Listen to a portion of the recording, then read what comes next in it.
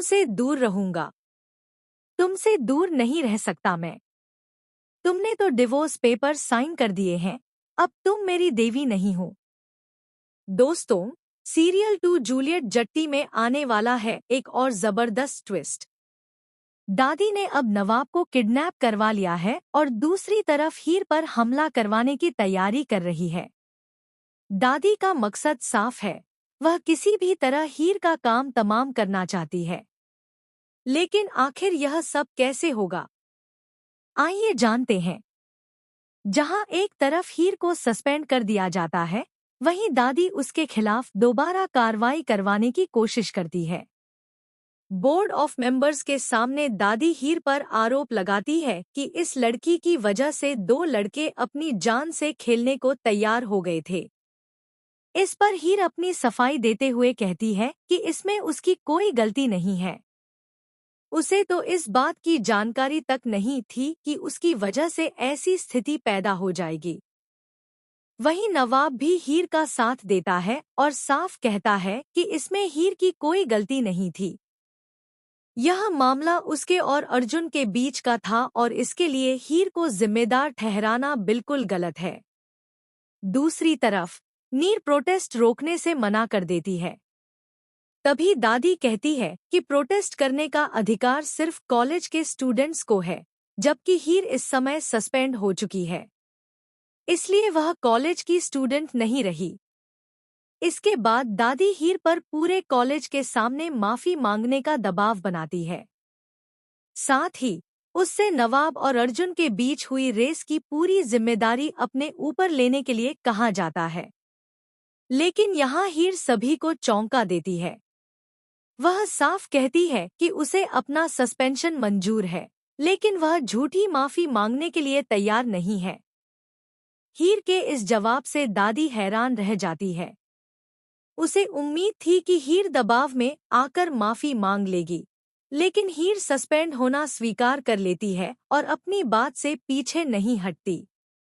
जब हीर कॉलेज से बाहर आती है तो वह एक बार फिर सबके सामने कहती है कि उसे अपना सस्पेंशन मंजूर है। लेकिन यह प्रोटेस्ट तभी खत्म होगा जब दिलेर बरार बोर्ड ऑफ मेंबर्स के पद से इस्तीफा देंगी। इसके बाद कॉलेज में फिर से नारेबाजी शुरू हो जाती है। सभी लोग दिलेर बरार के इस्तीफे की मांग करने लगते हैं। आखिरकार बोर्ड ऑफ मेंबर्स भी फैसला ले लेते हैं कि दिलेर बरार को तुरंत अपने पद से इस्तीफा देना होगा। इस तरह दादी को अपनी कुर्सी से हाथ धोना पड़ता है।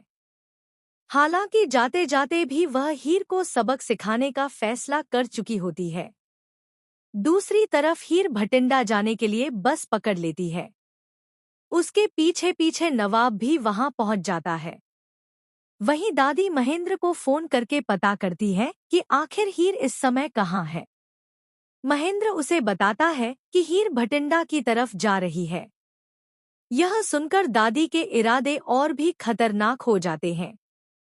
वह साफ कहती है कि अब हीर का काम हमेशा के लिए तमाम करना होगा। इधर हीर और नवाब आमने सामने होते हैं। नवाब हीर को समझाने की कोशिश करता है, लेकिन हीर उसकी कोई बात सुनने के लिए तैयार नहीं होती। हीर नवाब से कहती है कि जब उसने उसे डिवोर्स दे दिया है, तो अब वह किस हक से उसे रोक रहा है। नवाब के पास हीर के सवाल का कोई आसान जवाब नहीं होता। वह वहां से दूसरी तरफ जाने लगता है और इसी बीच हीर बस में चढ़ने वाली होती है। तभी कहानी में सबसे बड़ा ट्विस्ट आता है। कुछ लोग अचानक नवाब को किडनैप कर लेते हैं और ये लोग कोई और नहीं बल्कि दादी के भेजे हुए गुंडे होते हैं। दादी ने जानबूझकर नवाब का अपहरण करवाया है ताकि वह हीर तक आसानी से पहुंच सके। दादी को डर था कि अगर नवाब हीर के साथ रहा तो वह उसके प्लान में सबसे बड़ी रुकावट बन सकता है। अब दादी के लोग हीर पर हमला करने की तैयारी में हैं। ऐसे में सबसे बड़ा सवाल यही है कि क्या नवाब समय रहते दादी के चंगुल से बाहर निकल पाएगा? क्या वह हीर को दादी के खतरनाक प्लान से बचा पाएगा? या फिर दादी की साजिश कामयाब हो जाएगी और हीर की जिंदगी एक बार फिर मुसीबत में फंस जाएगी? दोस्तों, आने वाले एपिसोड में यह ट्विस्ट कहानी को एक नया मोड़ देने वाला है। आपको क्या लगता है, क्या नवाब हीर को बचा पाएगा और दादी की सच्चाई सबके सामने ला पाएगा? अगर आप चाहते हैं कि नवाब किसी भी हालत में हीर को बचाए और दादी को एक्सपोज करे, तो कमेंट करके जरूर बताइए।